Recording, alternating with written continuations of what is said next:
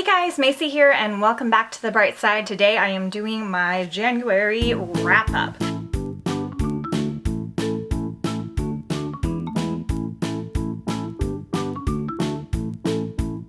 I read a total of, I believe, 15 books this month, which might be my biggest month ever. I'm not sure. I have to go look at last year's Goodreads and see. I did read a couple of smaller books, but for the most part, they were all pretty average, decent size.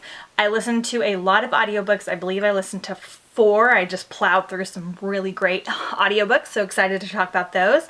And let's just get started. So, I'm not necessarily going to be going in the order that I read them, not that it really matters, but just kind of keep that in mind. Certain things are fresher than others. That being said, I started out the month reading the Maze Runner series. Now, I did read all 5 books, so I'll talk about those in just a second. I wanted to see the Death Cure that's coming out because I really enjoyed the first 2 Maze Runner movies, like a whole lot. I wanted to read at least the first 2 books before I went to see the movie, and I wound up reading all 3 for various reasons. So let's talk about them. First off, the Maze Runner. I thought it was good. I gave it 4 stars on Goodreads. I read it pretty quickly, but keep in mind, I really enjoyed the Maze Runner movies. And I had Dylan O'Brien in my head while I was reading this, so I actually think that helped me while reading the book versus hindered it. Usually the book is better than the movie, but in this case, I've heard so many people say that the movies are better than the books, and I think that because of that, having the characters that I already enjoyed in my head while reading it enhanced my reading experience. For the most part, they stuck somewhat closely to the story. They cut out a lot of the lingo. They added just enough for nostalgia's sake, but they cut out a lot of the weird slang that James Dashner has added to this book, which I appreciated because it was a bit much. Personally, I felt like it, but I felt like the pacing was pretty good. I enjoyed it overall, but I did have that movie playing in my head. Then I read Scorched Trials and The Death Cure. Now, the reason I continued on to reading The Death Cure was because The Scorched Trials is pretty much nothing like the movie, like almost nothing. And they cut out so many big significant things that I knew I could read The Death Cure and not spoil the movie. Normally I wouldn't care about that, but because I enjoyed the movie so much and there are mixed reviews on these, I didn't want to if some major plot point happened, I didn't want to know about it, but I really don't think they're going to follow this. I don't think that they can because they cut out things from the Scorched Trials that were pretty vital to the next book, if that makes sense. I gave these, I think, 3 or 3.5 stars. Again, there was just a lot happening. I read them really fast. I enjoyed them. I consider them more zombie books, even though they're not technically zombies. They're cranks when we get a disease and whatever. I just consider them more of a zombie book rather than a dystopian book, just because there's just a lot of that aspect of being chased by people that want to eat you, even though they're technically not fully dead yet. Blah, blah, blah. But I liked them. Again, I liked them probably because I had those characters already in my head. The ending was okay. It was a decent wrap up, probably the only way that they could go. They might do that in the movie, so we'll have to wait and see. And just so you guys know, the Maze Runner, I know a lot of people know about it, so I didn't do a lot of description, but it's a dystopian series. I don't want to give a lot away, but basically these kids live in an arena that changes every night, and there's evil creatures that come to get them, and there's a hierarchy government, and there's a plague, and just all that dystopian / futuristic goodness.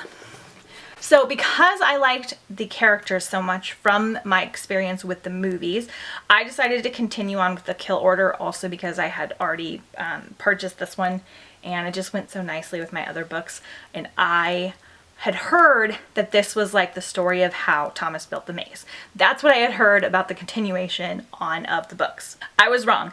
This is actually a prequel about how the plague happened and what led to the creation of the company Wicked and all of that kind of stuff. It is completely different characters for the most part, and I read it and I absolutely hated it. I think I might have given it 1 star. It's written well, and maybe if you hadn't read The Maze Runner you would like this as its own story, but I just kept waiting for Thomas. I was like, where's Thomas? I thought this was going to be about Thomas, and Thomas is not in this book at all. So I really didn't like that. I plowed through it. I skimmed through so much of this book. I didn't even read certain paragraphs because I just didn't really care about these characters very much. But let me know what you guys thought about The Kill Order. So after that, I found out that The Fever Code was the book I was looking for, and this is about Thomas and certain things that happen. I don't want to give spoilers away. And anyway, kind of also a prequel to The Maze Runner, and has a lot of our characters that we love in it. And I enjoyed it again, but at this point I was so annoyed after The Kill Order that I was just ready to be done with The Maze Runner and read some other things. But I do think that this was really good, and if you really like The Maze Runner, if you really like just that aspect of the story, it's got some interesting things in here. There's still a lot of stuff about this book series that just doesn't really tie together well for me. Maybe I'll do a discussion video on it, but there you go. Okay, so then I dove into Shiver by Maggie Stiefvater. This is about essentially werewolves or morphing humans, however you want to say it, people that turn into wolves, and a girl, and I think they're in Minnesota, and just like, it's very like Twilighty, but just like with a wolf perspective. I read this a few years ago. I didn't enjoy it that much, but I was like looking under it under a really harsh, unnecessary criticism, and I know that so many people love the Raven Boys, so I thought I'd like continue on. Plus they have some of my favorite covers. I enjoyed it. I gave it the same rating, like a 3.5 that I gave it last time. It's very slow for a paranormal type book. It's definitely more paranormal romance. There's a lot of like dramatic emotional stuff, but there's not a lot of action until like the very, very end. I do like it enough to continue on with the series, but I'm not like madly in love with it as far as paranormal romances go. Then I needed something like quick that was like one book and I could just get it done. And so I decided to go with We Were Liars by E. Lockhart. This is about a wealthy family that owns an island, and it's about like the grandfather and his daughters and their children and like some of their stepkids and all that kind of stuff, and they're just very rich. They own this island. They go there every summer, and there are 4 kids, and they hang out. Most of them are related. And then something mysterious and tragic happens. Through the whole book, you're getting one perspective from Cadence, and she is telling it from her point of view, and she's a bit of an unreliable narrator, so you're trying to piece things together. I could have read this in one sitting. It's about 220 pages, but it's just written so well. The mystery aspect is just tied together really well. It's a bit of a depressing book, which I don't normally like, and I don't know that I'll ever feel the need to read it again, but I know like this was written very well. It had such a cool flow to it. There was so many crazy things I wanted to talk to people about because I'm so late on the bandwagon. There are little fairy tales that the girl tells in between her telling her story and like figuring things out that are like twists on what's happening in their life. So she'll tell about like a king and has 3 daughters and he owns a kingdom, and it's basically like a metaphor for her family. And just, I thought that part was really wonderful. I loved the little fairy tales that were in between, you know, every few chapters or so. If you like stories with mystery, a little bit of a thriller aspect, I guess, definitely check out We Were Liars by E. Lockhart. Then I picked up The Lightning Queen by Laura Razu. She, this story I literally picked up because of the cover, and the girl has a dress of lightning and there's a boy, and I love girls with like lightning powers or like things with lightning. I don't know why, I'm just really drawn to that. And I picked this up randomly, and as of for January, I'm trying to like read books that I'm not sure if I'm gonna love, to kind of reduce my TBR pile quickly, and also get rid of books that I don't like or don't want to keep, to help us in our move this coming spring, because we are moving to a new house, and so I need less books to bring with me. Also, my TBR, so I need less books to bring with me. Anyway, I did not know anything going into this one. This one is so special. This is a 5-star read for me. It is kind of a middle grade story because it is about younger children, but it is about, it starts out with his grandpa telling his childhood story to his grandson, and there's like this magical coin that like basically hypnotizes him and sends him back to his grandfather's world. So he's telling him this story so that he can help him with something. And his grandpa, he lives in this remote mountain in Mexico, and it's like a different kind of culture, I think early in the, like the, I don't know, like the 1930s or 40s, doesn't really specify. And there's all this like rich Mexican culture, like specific to that region. And there's a traveling gypsy caravan that comes through and plays movies for them. And he befriends this girl that calls herself the Lightning Queen, and she is just full of life and vibrant, and her family is crazy and fun, and there's just so much packed into this book. I cried, and I don't think I've cried in a book in a very long time. I didn't sob, and it wasn't like there was something like horribly sad. It was just so moving and beautiful, and their friendship was so special, and just the way that things were written and talked about.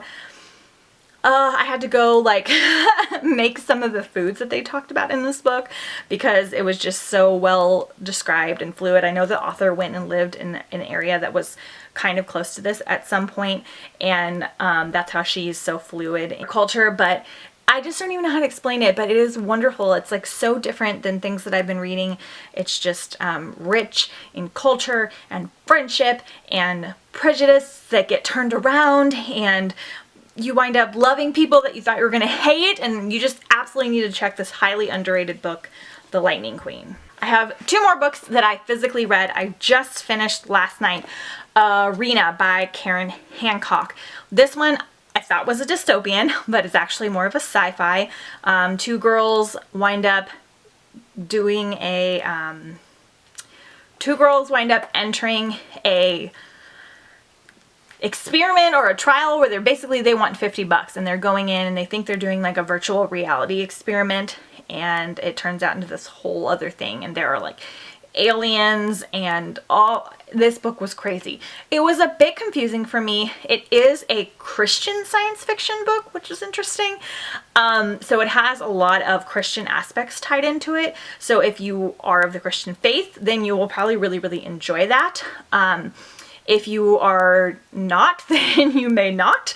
I'm kind of iffy about it. I felt like some things were really confusing. I didn't like where certain things went. I felt like things were drawn out. It would like dip down and then come back up, and there were so many different words and things that were in here. I just felt myself getting a little bit lost. I liked like the beginning part of it, so I'm just kind of iffy about it. I think I'm gonna give it maybe like a 2.5. 3-star read, but yeah, Arena. And then on audiobook, I first off started the month listening to Caraval by Stephanie Garber because it came in on my Overdrive account and I had to listen to it, and it was great and magical and mysterious. So this is about 2 sisters, especially one sister, and there is this traveling, that's kind of where I thought the Gypsy book was going, by the way. There's this traveling entertainment, it's not really like a circus, but it's like just like a traveling troupe, and they're called Caraval, and they go to certain cities, and there's always like a game to play, and there's a prize, and there's magic and mystery and enchantment, but you have to be like invited, I believe. And for years, the one sister has always wanted to go, and she finally gets to go, and then her sister becomes a part of the game, and the game basically is to find her sister, and that becomes like traumatic. This one is just crazy. I gave it 5 stars because it was so entertaining.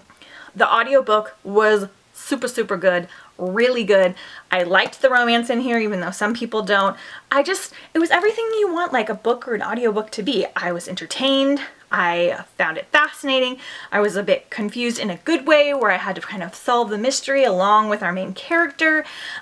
Things were like disheveled and all over the place, but in like the best way possible. And I'm really excited for the second book that's coming out soon, Legendary. So I'm glad that I got caught up on Caraval. Then I listened to Cruel Beauty by Rosamund Hodge. This is a Beauty and the Beast retelling slash like Greek mythology retelling. It's like both mixed in there. You have to pay attention to this one. The audiobook was good. It is a little bit more romantic and slow, like not slow as in like boring, but it's like Shakespeare and like Jane Austen. It's just a little bit more rich. Like the descriptions are super rich. The world building is very intense. You want to pay attention because there are just so many things in here that I didn't know about or that she made up, and you could easily get lost, especially in an audiobook. But I wound up really liking it. I think I gave this like, again, like a 3.5, maybe 4. I love Beauty and the Beast retellings, so I figured that this one was a pretty good one. It was pretty mysterious and pretty unique. But basically, the main character in this book has been raised her whole life, or at least most of her life, believing that she is going to be sold off to the demon lord, who they call the gentle lord or whatever, and he is the one that like plagues the city with demons and kind of keeps everything from prospering and all that kind of stuff. But he had made a deal with her father that he gets her when she's of age, and so she's been raised to basically be his lady but also kill him to save her town, which is Arcadia. And she has to leave her sister, and she has a lot of angst. Our main character is very different. Like, she has some very unlikable qualities, but I thought they were awesome in a good way because she had a lot of like anger and things that she kind of had to work through. And yeah, if you like Beauty and the Beast retellings, then you'll definitely like Cruel Beauty, and the audiobook is delightful. I'm going to talk about this one real quick because I don't want to end on a bad note. I am like 30 minutes away from being done with A Swiftly Tilting Planet by Madeleine L'Engle. I'm trying to work through her entire Wrinkle in Time quartet. I raved and raved about the first 2 books that both I had read before. This one I had not. I don't know if I was just ready to listen to something else because these other audiobooks were really different and so good, or if it was just this book. It is so confusing. It's like it's basically like 3 different stories because Charles Wallace winds up going into other people's bodies, and I don't know. This one, I love Madeleine L'Engle's weirdness in her books, and I love the like sci-fi aspect of them, but this one got to me. Like, this one we've spent too long in certain stories. I know that they like connect together in the end, but we just spent too long in them to where I got like bored and distracted. Again, that could have been an audiobook thing. I might have gone into an audiobook slump, but I don't think it was because I think I've heard that before. I am going to continue on, but this one dragged and dragged and dragged for me. Okay, I'm almost done, you guys. Then I listened to Ready Player One on audio, read by Will Wheaton. I finally did it. Yay! I really wanted to read this or listen to it before the movie came out, and oh my god, I loved it so much. I think this was my favorite book of the month. It's probably tied with The Lightning Queen and one other one. Definitely 5 stars. It was so nerdy and delightful, and I don't really even play video games, but oh my god, I loved it so much. This one is set in the future when America has just gone into ruins from just environmental causes and our own demise, and basically everyone wants to live in this special game that is a virtual reality called the Oasis.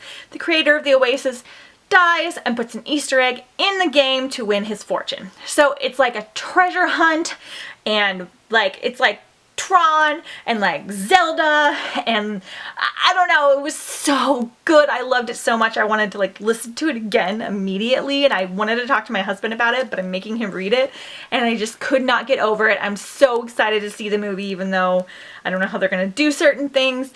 Just the way that they talked on like instant message chats and things reminded me of how I used to talk to like my guy friends when we were in high school, and it made me really nostalgic for all of like the boys I used to hang out with that were so nerdy and loved video games and stuff. And even if you don't like or play video games, I feel like you will love this book because it is written so well. It's so much 80s nostalgia is put in here with movies and games and music, all that stuff. It is just, it's awesome. I love it.